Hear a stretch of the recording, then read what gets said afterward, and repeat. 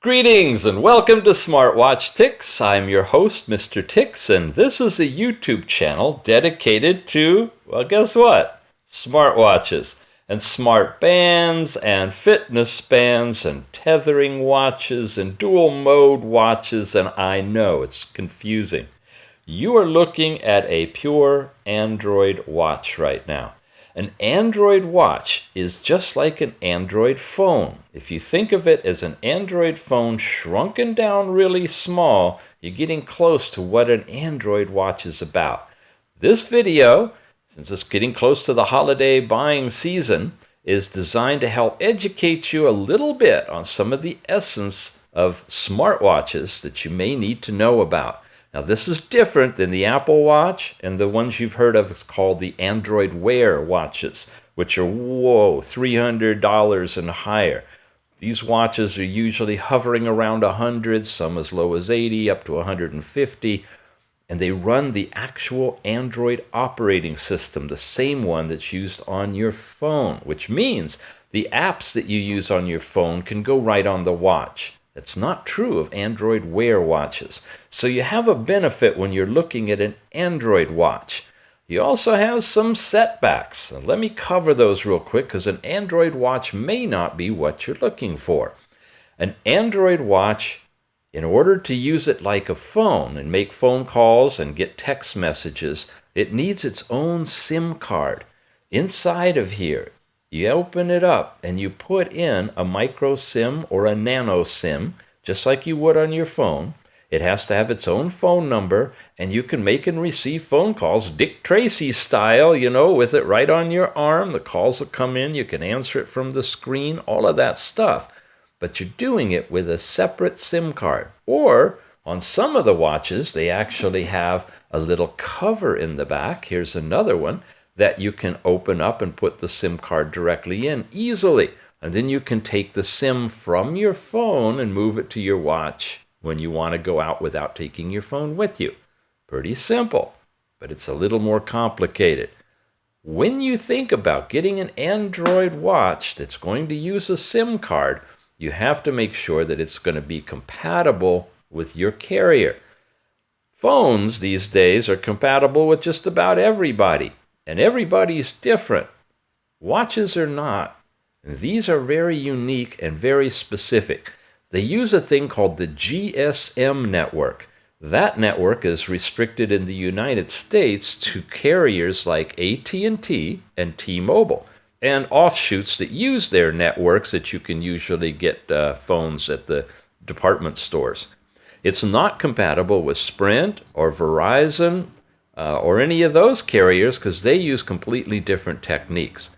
Now, not only does it need to be compatible with your carrier, but it also needs to be operating on the right bands and the right frequencies. Remember, these are from China, so they're set up to work primarily with the Chinese circuitry. In the United States, you're looking for bands in the neighborhood of 850 megahertz or 1900 megahertz. So you need to check with your carrier. I know, it's getting way over your head. It's over my head too. 1900, 850. It's typically 850 that you're going to want to have. And AT&T supports that. I'm not sure about T-Mobile, but check out your carrier if you're really thinking of buying this to use it as a watch and make phone calls from it. If that's not your interest area, then wow, the sky's the limit, because you really don't need to use the watch as a phone. You can use it as a watch to do all sorts of things Android. So let me also talk about some limitations that the Android presents simply because, believe it or not, they hide their antennas in the bands. Yeah, in order to do all that cellular stuff and hook up to Wi-Fi and Bluetooth and GPS for location. Yeah, all that kind of stuff is built into these watches. In order to do that, they have to put antennas in the bands. Now, you're looking at a rare breed right here. This is one of very few that have actually removable bands because they folded all those antennas inside. It's coming. This represents the new generation. But the typical ones, like this one that we just showed you, actually have the antennas built into the bands right in there. and you can't remove them. Even though some of them, it looks like you can take them off, they're not removable. A classic one of the most common ones that we've had forever, and the biggest interest is by Kingware, called the KW88. This is that watch. And as you can see, they've got bands that have antenna cutouts. That's right where they actually put it in and glue the band back on. Much more obvious. The newer ones are getting a little bit less conspicuous and actually getting rid of the bands, the antennas in the bands altogether. Now, I've got these little stickers on different watches, like this, and I can put that one back on there, and I can put this one back on here, and that way you can identify which ones they are. Because I've got 50 of them in another video. We walk through every single one of them and show you some of the details about the watches. It's about an hour and a half long, but if you're serious about picking out an Android watch, it's worth taking a look. It also refers to this particular chart here, and this chart, of which there's a link to in the notes below this video. You'll find a link you can click on, and you can download this chart directly and take a look at all of the information. It's been categorized by company name, watch name, what kind of memory configuration it has on it, its screen size, whether it has a camera or not, how many buttons are there, the battery size, some comments about them, and then what they're similar to, because a lot of these watches are either identical or very similar across different companies. Really good chart. But you want to know now, real quick, what do you need to know to buy one of these watches? All right. It's more what do you not want than what do you want. I've made up this chart for you. The first thing you need to know is, do you want a square watch or a round watch? All right?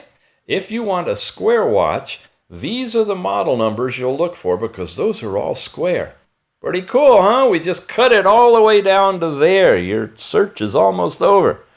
Square watches, are what we talk about. The actual screen is square.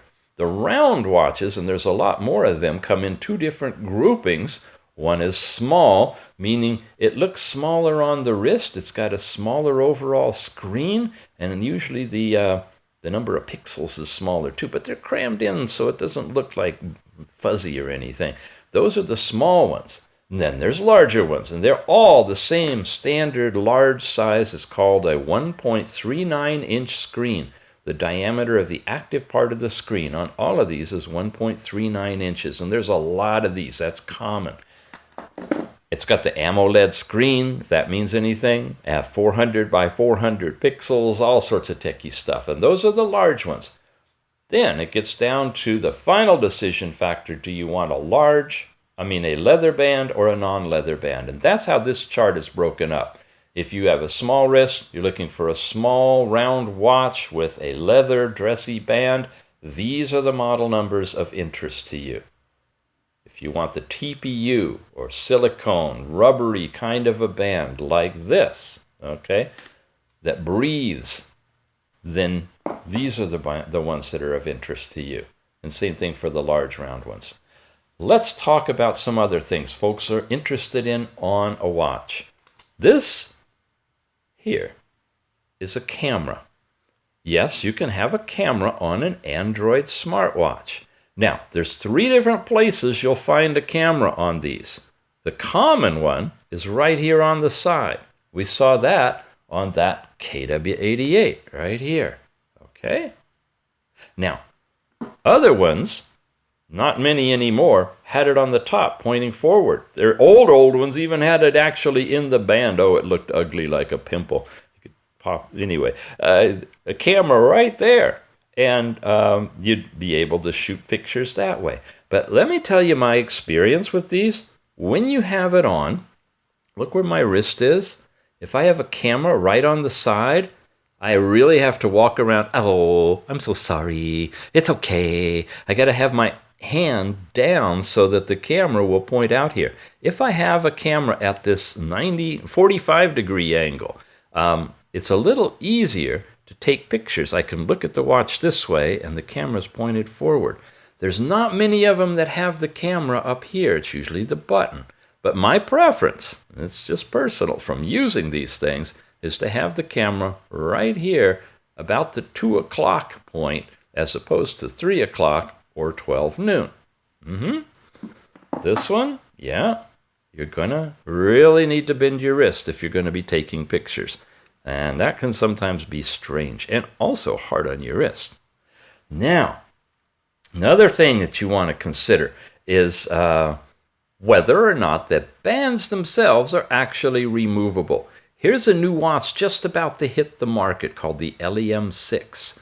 And it looks like it's got removable bands, which up until the time we had this H1 was a dream. It wasn't possible. But really, how often are you going to take the bands off? And if you take them off, are you what? Are you going to carry it in your pocket? How are you going to get the heart rate to work? Are you going to change different color bands? If having different bands is really important to you, an Android watch may not be the right thing for you. Tethering watches, on the other hand, oh my, all of them have lots of different features, and most of them have replaceable bands. But not for Android watches.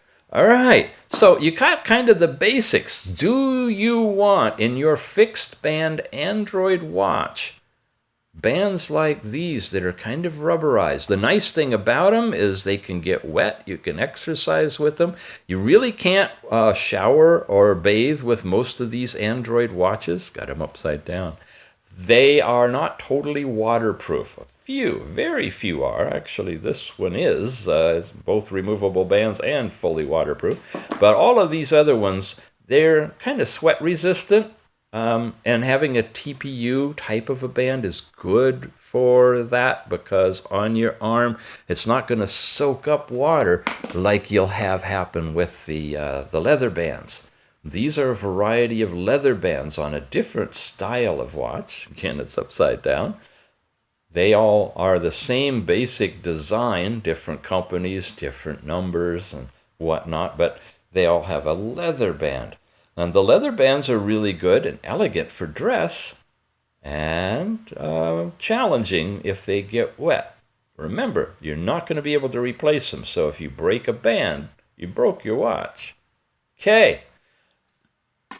In terms of exactly which ones you may be interested in, I refer you back to this chart: square and round, large and small, leather or non-leather, camera or no camera. And then finally, if you want to get deeper into it, you start to go into this chart and look at the onboard memory. Memory is divided. This is it. I'm finishing up with this. Okay. Memory is divided into what they call RAM, random access memory. That's what's used by the processor to do its things. Okay. And then storage, which in Chinese has been for a long time called ROM, which is vaguely incorrect. We're just going to call it onboard storage. So RAM and storage. The lowest level is 0.5 gigabyte, that's 512 megabytes of RAM, and 4 gigabytes of storage. You can get that same configuration, double the storage, to 8 gigabytes, and then you start to jump up in RAM, random access memory, of 1 gigabyte, 8, 1 gigabyte, 16, and finally 2 gigabytes of RAM, 16 gigabytes of memory. Here's the bottom line on that. If you want cheap, buy down here in the low amount of RAM. But the trade-off is you're not going to be able to do things like work with Google Voice offline, where you can do the voice to text and speak instead of using the tiny keyboard. That'll work on these Android watches, but you have to have 1 gigabyte or more. Anything less than that, you're going to see slow performance. You're going to have a limited number of apps that you can really run on the watch. And it's just kind of a basic introductory watch, but they'll be less expensive. You get into this category of 1 gigabyte and you're at the sweet spot. When you go up to 2 gigabytes of RAM, there's really no need for that on a watch. It's not like a phone. You're not going to do virtual reality. It's fine with 1 GB. So when you get 2, you might be spending a little more money, and it might be a bigger drain on the battery, which is also a very limiting factor in these watches. So the sweet spot is 1 GB. You can live with 1 GB and 8 GB of memory if you're not going to be doing a lot of stuff, a lot of apps, or playing any kind of videos, or really listening to music. A basic good introductory watch is 1 GB, 8 GB, and that's what I would recommend you look at, that column and those check marks, or a little bit more of a bump up, 1 GB, 16. This is what I'd say is if you're going to keep the watch for a while, that might be the best way to go. But look at those 2 memory columns and find out which watches have that kind of memory installed, and then go back to your overall category listing to see if you want it in square or round or large or small and so forth. All right? Last thing on memory then. On battery. Battery is a real nebulous thing. They've been hunting ways to improve the battery on all of these things for a long time now, and they haven't had a whole lot of success. You're lucky if you can squeeze a good solid day out of these. Some of them say they can get 2. Some of them, unfortunately, will be dying out after about 4, especially if you use them heavily. So we're really conservative on the use of these watches just to maintain the battery. A lot of things you can do. We cover them in the videos that can help improve battery life. And if you take advantage of those, you can squeeze some extra time out of them. But they're not going to be really long life watches. If you want digital smartwatches that have long life, some of them even have always on screens. Well, there's other videos on that, but they're not Android watches, and that's what we're looking at picking today. So just recognize if you buy an Android watch, you're going to be a bit memory challenged. You're going to be a bit challenged in how you can deal with the band because they're non-replaceable. You're going to be challenged in not being able to tether the watch to your phone to make phone calls. Like you see a lot of these ads and stuff, you take your phone with you and you make your call from your watch, or a call comes in and it transfers to your watch and you talk. It's called a tethering watch. These Android watches don't do that. The technology is just about getting here where you can, but it's not out there now. So everything you see on the chart at this point, you're going to be pretty much limited to having to put a SIM card in it to make phone calls. So if your main use is to make phone calls from your watch, and I honestly suggest you try a cheap one and find out if it's for you, because after the newness wears off, I don't see anybody walking around talking to their arm and putting their arm up to their head. I think it'd be easier to grab your shoe and do it the way Get Smart did. This is, I don't know, but it's a fad, and it's something everybody wants in a watch, but it's a feature that's not often used. So really think seriously about that, how you would use a watch for a phone. Notifications and things like that, yeah, that's for sure. And you can do a lot of that now with Android watches. More with tethering watches oftenly, but quite a bit from here.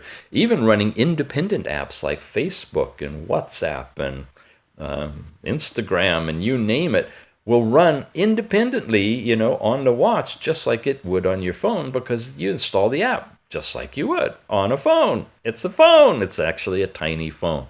If you got any more questions, check the comments down below. Leave them. We'll try to answer them.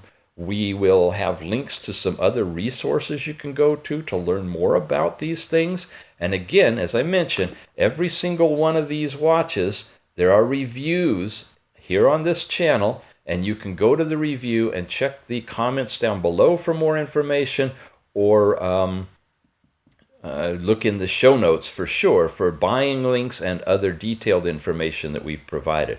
And a real easy way to find any of these, you see the numbers here. Let's say you want a square watch. Let's say you want the LEM4 you're interested in. In the Google bar or in the YouTube search bar, put in SmartWatchTicks, all one word, and then the watch name, LEM4. That's going to bubble up all of the videos that I've done related to that watch, whether it's by itself or in comparison with other watches, This often gets compared with the DM98. They're very similar. So you can get a rich inventory of information on any particular watch model simply by Googling SmartWatchTicks D6, Y1, LEF2. It's up to you. Now you know the criteria you can go by. Now you know how you can get to the reviews. And now you know more about bands and cameras and screens and sizes and everything hopefully you're going to need for this incredible buying season.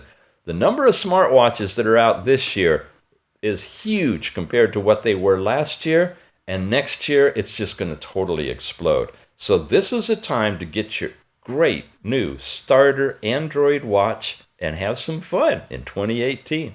You've been watching SmartWatchTicks. We appreciate your subscription. Easy to do. Just subscribe and you'll get little notices when we're talking about new watches, of which several, including this one with removable bands, will be coming up real soon.